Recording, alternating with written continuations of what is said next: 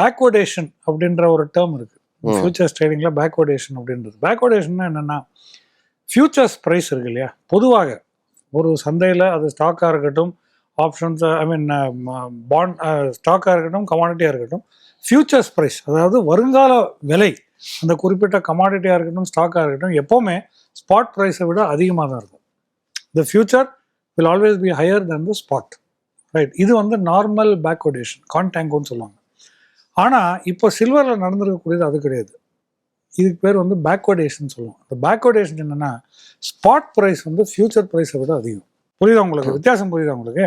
So இப்போ இருக்கக்கூடிய இப்போ சென்னையில் நேற்றைய தினம் நீங்கள் சில்வர் 1 கிலோ சில்வருடைய விலை பார்த்தீங்கன்னா 2,07,000 rupees அப்ராக்சிமேட்டாக அந்த ரேஞ்சில் இருக்கும். இப்போ கொஞ்சம் குறைஞ்சிருக்கும்.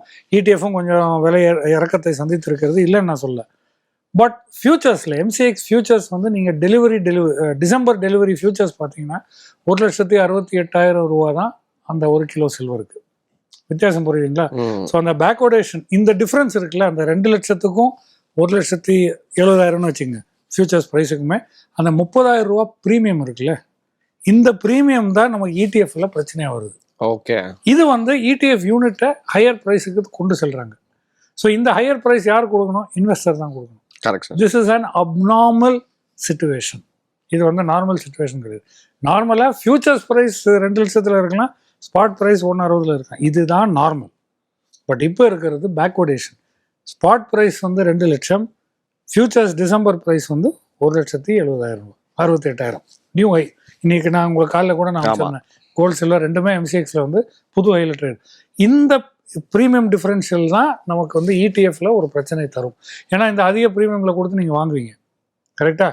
ஏன்னா இடிஎஃப்ல வாங்கும்பொழுது அந்த ETF units back by physical silver இருக்கணும்.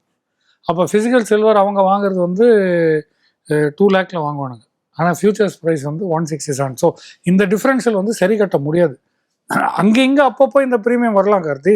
ஒரு 1%, 2% ப்ரீமியம்லாம் அப்பப்போ ரிவர்ஸ் ப்ரீமியம் பேக்வர்டேஷன்லாம் நடக்கும். 30,000 ரூபாய்க்குள்ள பேக்வர்டேஷன்லாம் நான் பார்த்தது கிடையாது.